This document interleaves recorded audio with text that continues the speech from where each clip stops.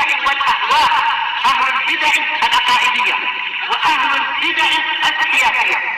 نقول بيننا وبينكم السلف، بيننا وبينكم الكتب، كان فيقول البدع بيننا وبينكم. Ini kenapa? Oh ini ya usul tafsir. Oh salah. Usul tafsir salah. Bismillahirrahmanirrahim. Qala Asy-Syaikh Ibnu Utsaimin rahimahullah wa hadza wadih. Apa yang dijelaskan oleh Syekhul Islam di dalam kalimat sebelumnya ini sudah jelas.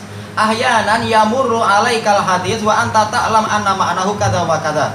Terkadang engkau melewati suatu hadis dalam keadaan engkau tahu bahwasanya maknanya adalah demikian dan demikian. Lakin fihi ihtimalu ayyakuna khilafa dzalik. Tetapi hadis ini masih memiliki kemungkinan bahwasanya makna yang diinginkan oleh Allah sebenarnya itu menyelisihi apa yang kita ketahui tadi. Karena apa? Karena dia bukan nas tetapi dia zahir. Bukan suatu nas yang betul-betul sangat jelas tanpa ada kemungkinan yang lain, tapi dia adalah suatu yang zahir. Makna yang nampak ini tetapi ada kemungkinan yang lain. Terkadang sebagian hadis semacam itu. Wa ayyakuna ma'nahul batin alladhi huwa khilaful zahir ala khilafi ma fahimta. Dan boleh jadi maknanya secara batin, yaitu yang bertentangan dengan lahiriahnya, itu menyelisihi apa yang engkau pahami. Seperti dalam hadis yang sahih yang Rasulullah menyebutkan tentang Al-Quran, apa itu? Wa alla yamassal Quran illa tahir. Tidak boleh ada yang memegang Al-Quran kecuali orang yang suci. Apa yang langsung terbayang di pikiran kita? Yaitu apa? Orangnya harus berwudu dulu. Tapi ada kemungkinan yang dimaksudkan adalah apa? Bukan itu. Yang dimaksudkan adalah orang kafir tidak boleh memegang Al-Quran berdasarkan hadis yang lain. Nah, Rasulullah SAW an yusafara bil Quran ila ardil adu. Rasulullah SAW melarang orang bepergian jauh membawa Al-Quran ke wilayah musuh. Berarti ada isyarat bahwasanya suci, maksudnya di sini adalah apa? Suci akidahnya. Karena Allah Ta'ala telah berfirman innamal musyrikuna najas. Orang musyrikun itu orang najis. Berarti maksudnya adalah tidak boleh menyentuh Al-Quran kecuali apa itu? Orang yang Islam, kecuali orang yang Muslim. Karena dalam hadis Hudzaifah dan juga di dalam hadis Abi Hurairah, Rasulullah bersabda innamal muslim la yanjus, innal muslima la yanjus. Orang Muslim itu tidak najis. Berarti apa? Tidak boleh memegang Al-Quran kecuali orang yang suci. Sementara Muslim tidak najis, berarti Muslim boleh memegangnya. Maksudnya tidak najis adalah apa itu? Tidak najis secara akidahnya. Berarti yang dilarang bukan orang Muslim yang sedang hadas, tapi orang apa? Orang kafir. Nah, ini ada kemungkinan semacam itu. Baik. Inilah yang dimaksudkan bahwasanya terkadang suatu hadis itu maknanya yang nampak seperti itu, tapi ada kemungkinan yang diinginkan adalah lain. Lihat kepada kekuatan qarinahnya, faktor-faktor penyerta. Baik, adapun yang dirajihkan oleh Syekhuna Muhammad bin Hizam adalah apa? Hadis tadi sahih dan yang dimaksudkan memang apa? Ma'ruf. Ketika Rasulullah bicara masalah kesucian, maksudnya adalah suci dari hadas dan najis. Baik, tetapi apa? Apakah boleh orang Muslim yang dia berhadas, dia itu memegang Al-Quran? Kata beliau, tidak sampai haram tapi makruh, berdasarkan dalil-dalil yang lain. Adapun seperti Syekh Yahya dan lain-lain mengatakan yang dimaksudkan adalah apa? Orang kafir. Karena dalil yang lain lagi mengatakan orang kafir itu yang najis. Baik. Jadi intinya adalah terkadang ada suatu dalil yang maknanya itu betul-betul sebagai suatu nas, penetapan yang tidak mungkin untuk dicari takwilnya. Dan ada juga sesuatu yang zahir, masih mungkin ada memiliki kemungkinan makna yang lain. Berarti apa? Lihat kekuatan qarinahnya. Tayyib, faidan aqadal ijma' ala ma taqtadihi zahirul hadis, maka apabila telah terbentuk suatu ijma' terhadap apa yang dituntut oleh lahiriah dari hadis, alimna bi annahu la yahtamilul ma'nal batinal ladzi nuqaddiruhu fi adhanina. Kita tahu, maka tahulah kita bahwasanya hadis tadi tidak lagi memiliki makna batin yang kita tetapkan di dalam benak kita tadi. Misalkan seperti dalil-dalil yang ada kemungkinan lain, tapi ternyata ulama telah bersepakat makna hadis ini adalah demikian, maka kemungkinan yang lain sudah apa? Harus kita batalkan. Kalau sudah terbentuk apa? Qarinah yang lain. Karena qarinah adalah dalil. Di antara dalil adalah apa? Ijma'. Lihat bagaimana ijma' ulama. Makanya disebutkan di dalam kitab Irsyadul Fuhul dan juga yang lain-lain bahwasanya syarat orang itu berijtihad untuk memahami suatu dalil secara langsung adalah dia harus tahu masalah marotibul ijma'. Tahu masalah ijma', jangan sampai dia menafsirkan ayat atau mensyarah suatu hadis atau membuat suatu hukum yang menyelisihi ijma'. Maka dia harus tahu mana tempat yang ijma' yang tidak boleh ditentang dan mana yang dia itu masih diperselisihkan ulama, dan kita boleh memilih salah satunya dengan dalil yang nampak bagi kita. Jadi lihat, ini ijma' atau belum ijma'. Li'annal ummata la tajtami'u ala khata', karena umat ini tidak bersatu di atas kesalahan. Wa ikhtilafur ruwah fi miqdari samani jamali Jabir yaj'aluhu muttariban. Kemudian beliau berkata, apakah perselisihan para rawi tentang berapa harga unta jantan yang dimiliki oleh Jabir di dalam hadis muttafaqun alaih itu, apakah menyebabkan hadis tadi menjadi goncang kesohihannya? Jawabannya la, tidak goncang. As-sabab, sebabnya apa? Li'anna hadzal ittirab la ya'udu ila aslil hadis.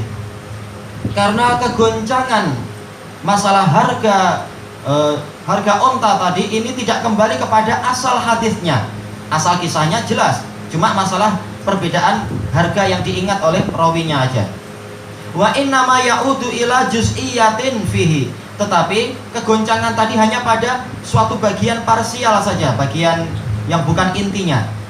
Wa huwa la yadur, dan yang semacam ini tidak membahayakan hadis, tidak membahayakan kesohihan hadis. Seperti masalah hadis yang di Sahih Muslim tentang masalah Isra Mi'rajnya Rasulullah SAW. Di langit pertama jumpa Nabi Adam, di langit kedua, ketiga terjadi kegoncangan dari sebagian rawi, karena terkadang sulit kita menghafal, lupa, padahal kita nggak pakai sanad, apalagi ulama pakai sanad zaman dulu. Jelas masalah terkadang lupa itu wajar, hafalannya harus banyak. Maka seperti ini tidak menyebabkan goncangnya hadis Isra dan Mi'raj, cuma tinggal dilihat mana yang lebih kuat. Yang lebih kuat adalah riwayat yang lain bahwasanya di langit kedua adalah siapa? Nabi Isa. Di langit yang ketiga adalah Nabi siapa? Idris. Langit yang kedua adalah Yahya dan Isa. Yang ketiga adalah Idris, dan seterusnya. Kemudian wa kadzalika ikhtilafum fi hadis Fadhalah bin Ubaid. Demikian pula contohnya perselisihan para rawi tentang hadis Fadhalah bin Ubaid fi qimatil qiladah, tentang harga kalung.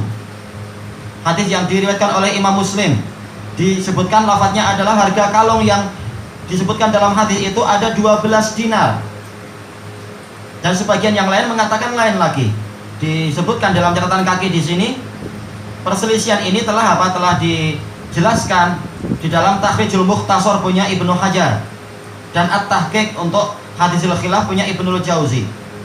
Tahqiq punya Ibnu Jauzi ini cukup bagus, tapi lebih baiknya kita bukan membaca itu langsung, tapi baca punya Imam Ibnu Abdul Hadi yang mentahqiq terhadap tahqiq Ibnu Jauzi. Itu lebih kuat dan lebih bagus, penyaringannya lebih bagus, penapisannya.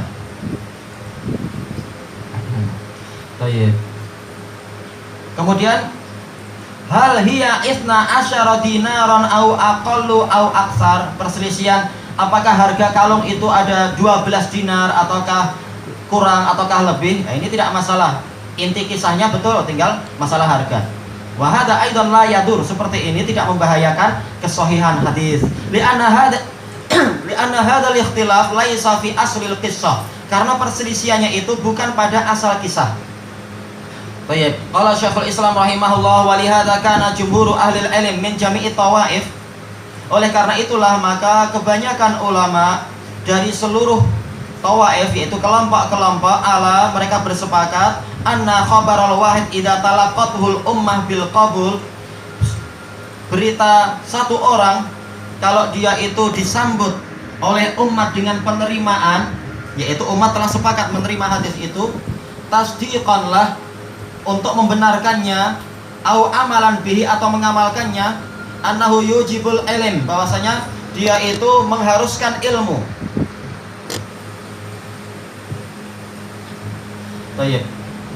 Dan bahwasanya hadis yang datang dari satu rawi, tapi syaratnya adalah rawi yang thiqah, itu mengharuskan adanya ilmu, yaitu kita tidak perlu ragu-ragu lagi, maka kita yakin bahwasanya ada ilmu di situ.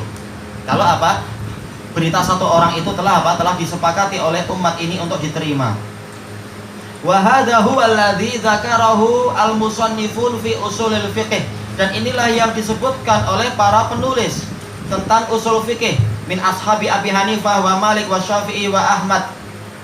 Dari kalangan pengikut Abu Hanifah, Malik, Syafi'i dan Ahmad, illa firqatan qalilatan minal mutaakhirin.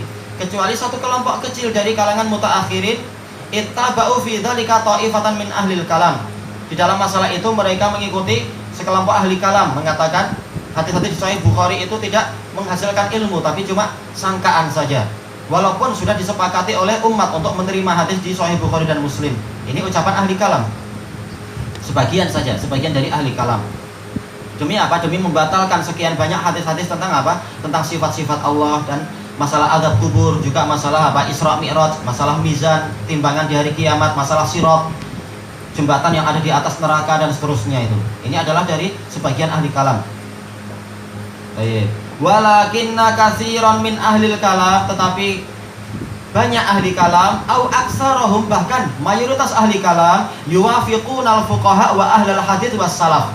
Mereka setuju dengan para fuqaha, dengan ahlul hadis dan salaf ala dzalik, tentang masalah tadi, bahwasanya apa? Berita satu orang asalkan dia siqah dan telah diterima oleh umat untuk diamalkan atau untuk dibenarkan, maka ini menghasilkan ilmu, bukan hanya persangkaan.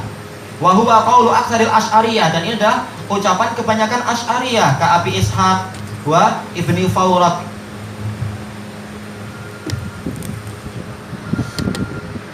Wa amma Ibnul Baqillani, adapun Abu Bakar Ibnul Baqillani, fa huwa alladzi ankara dzalik, maka dia menentang, mengingkari tadi, dan ini kesalahan Al-Baqillani.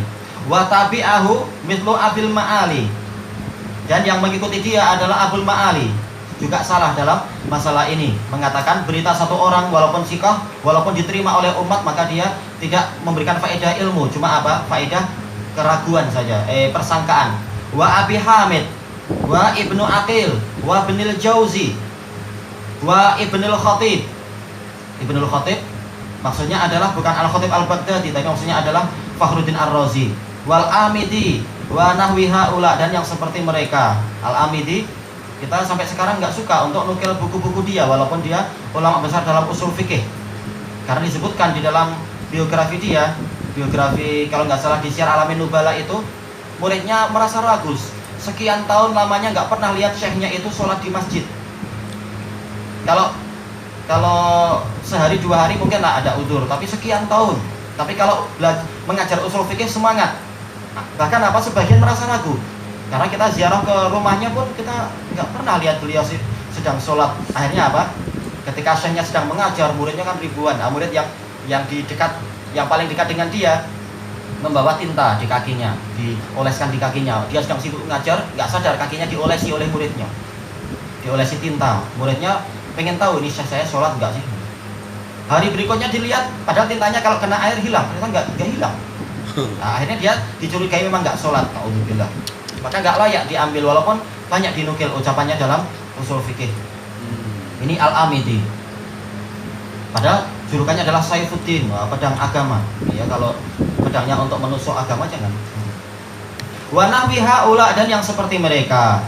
Wal awal, adapun pendapat yang pertama, bahwasanya berita satu orang yang siqah itu kalau sudah disepakati diterima oleh umat, maka dia adalah memberikan faedah ilmu. Huwal ladzi dzakarahu Syekh Abu Hamid.